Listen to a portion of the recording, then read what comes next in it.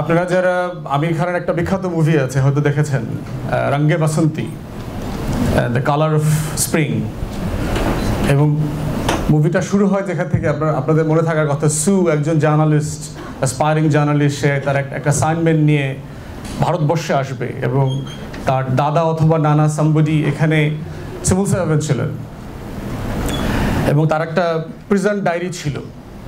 তো এই প্রিজন ডায়েরির একটা কোট সেই ম্যাকেনলিস ডায়েরি থেকে পড়া হচ্ছিল, যদি আপনাদের মনে থাকে আর কি। এবং উনি সেখানে বলছিলেন ওই সময়টাতে ভারতবর্ষে আজাদির লড়াই চলছে, ব্রিটিশ বিরোধী আন্দোলন চলছে, প্রচুর মানে যারা স্বাধীনতাকামীরা আছেন তারা বিভিন্ন জায়গায় যুদ্ধ করছেন। তো সেখানে বলা হচ্ছে যে there are two kinds of people. One goes to the death screaming. এক ধরনের মানুষ আছে যারা ফাঁসির মঞ্চে যায় চিৎকার করতে করতে, and there is another kind, আর এক রকম আছে who goes in silence. তারা হচ্ছে খুবই নীরবে হেঁটে হেঁটে চলে যায় ফাঁসির মঞ্চে। এবং শেষের লাইনটা ছিল there is a third kind, কিন্তু উনি বলেন নাই, বলেছিলেন ওই থার্ড কাইন্ড, যে তৃতীয় ধরনের যারা মানুষ ছিলেন তারা আসলে কারা? তারা হচ্ছে যারা আজাদির লড়াই করতে করতে আবু সাঈদের মতো হাসতে হাসতে বুক চেতিয়ে ফাঁসির মঞ্চে চলে যায়, মৃত্যুকে আলিঙ্গন করে। দে আর দ্য থার্ড কাইন্ডস।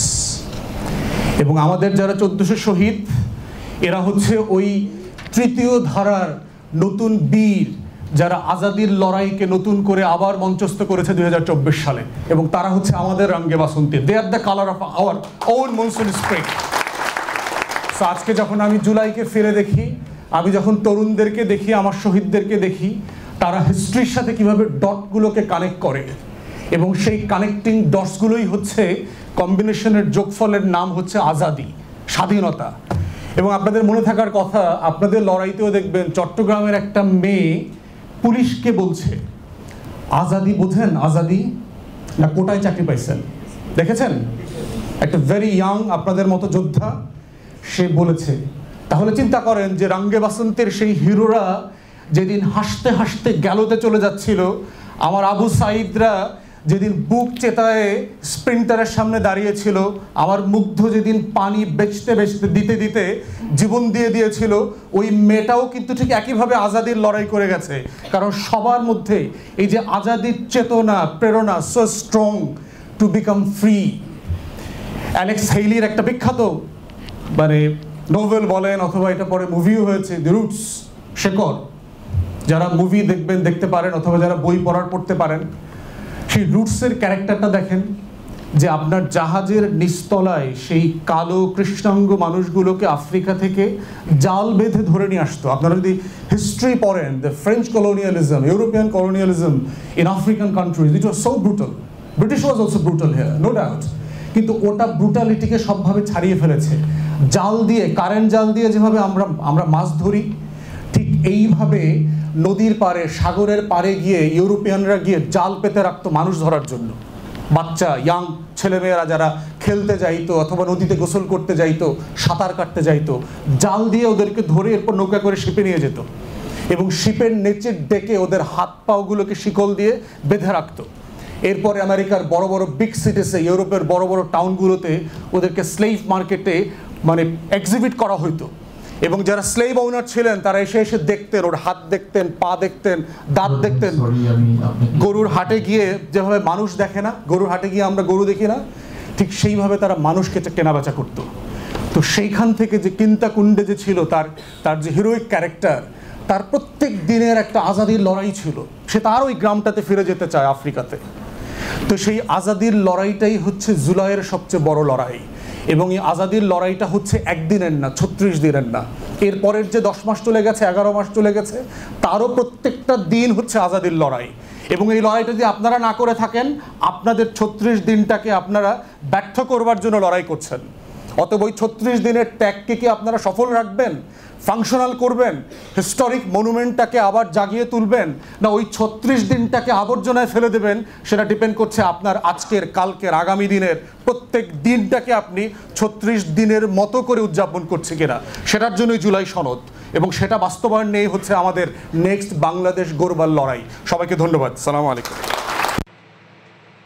দর্শক, উনি একটি উদাহরণ দিয়ে বিষয়টিকে ব্যাখ্যা করলেন যে বাংলাদেশের যে আজাদীর লড়াই এবং 5 আগস্টের পরের সময়গুলোতে মানুষের চিন্তা ভাবনার যে পরিবর্তন এবং নতুন বাংলাদেশ গড়ার যে একটি চিন্তা ভাবনা তৈরি হয়েছে সকল মানুষের মনে, সেই জায়গায় কিন্তু বাংলাদেশ কতটুকু এগিয়ে গিয়েছে গত 1 বছরে, এবং 1 বছরের এই 5 আগস্টের যে উদযাপন এবং সেই জুলাই সনদের বিষয়টিকে, সে আন্দোলনকে বৈধতা দিয়ে এবং ইন্টার গভর্নমেন্টকে বৈধতা দেওয়ার যে প্রেক্ষাপট তৈরি হলো, যেটি বাস্তবে রূপ নিয়েছে। এবং এই সময়টিতে আমরা ডক্টর মোহাম্মদ ইউনূসের যে সরকার, তার কাছে মানুষের যে বেসিক নিড গুলো ছিল, যে বিচারিক ব্যবস্থা, নির্বাচনের বিষয়গুলো সুন্দরভাবে একটি সুন্দর নির্বাচন, এবং পাশাপাশি যারা অপরাধ করেছে তারা বিগত বছরগুলোতে এবং বিভিন্ন উপকরণের সঙ্গে এবং জড়িত, এবং যারা আপনার ঘুষ এবং বিভিন্ন চাঁদাবাজ, বিভিন্ন ভাবে রাজনীতির বিভিন্ন অপকর্মের সঙ্গে জড়িত ছিল, দেশের বিভিন্ন অপকর্ম, সেই বিষয়গুলো একটি ঢেলে সাজানোর জন্য ডক্টর মোহাম্মদ ইউনূস তার যে মেধার বহিঃপ্রকাশ এদেশে ঘটানোর কথা, সেটি বা কতটুকু ঘটেছে সেটিও কিন্তু এখন বিবেচনার বিষয়। কারণ গত 1 বছর আমরা কতটুকু ওনার কাছে দেখতে পেয়েছি, এবং যারা যারা এখানে সৎ ব্যক্তির জায়গা থেকে যাদেরকে আমরা বিগত বছরগুলোতে বাংলাদেশে একজন আইকন হিসেবে যাদেরকে আমরা ওনাদেরকে নিজেদেরকে উপস্থাপন করেছে, পাশাপাশি সমাজে তারা উপস্থাপিত নিজেরা করিয়েছেন, তো তাদেরকে দেশের সর্বোচ্চ ক্ষমতাগুলো দেওয়ার পরে বাংলাদেশ কতটুকু এগোলো, এবং এর পরবর্তী সময়গুলোতে যদি রাজনীতির কেউ সর্বোচ্চ ক্ষমতায় যায়, তারাই বা কতটুকু এগিয়ে নিয়ে যাবে, এবং রাজনীতির গত 53 বছরের ধারাগুলো যদি আমরা দেখি, তাহলে 53 বছর বাংলাদেশ কতটুকু এগিয়েছে। এবং আমরা যদি এশিয়া মহাদেশের দেশগুলোর দিকে তাকাই, তাহলে কিন্তু অন্য দেশ থেকে বাংলাদেশ অনেক অনেক এগিয়ে সকল দিকে, যেটি আমরা বাংলাদেশ থেকে যারা একটু বাইরে গিয়েছে আশেপাশের কান্ট্রিগুলোতে, তারা কিন্তু দেখলে এই জিনিসটা অনেক সুন্দরভাবে বুঝতে পারে, এবং বাংলাদেশটা তারা তাদের চিন্তা ভাবনায় আসলে এই দেশটাকে পরিবর্তন করতে হবে, এরকম কিন্তু তখন অবশ্যই তাদের চিন্তা ভাবনায় থাকে।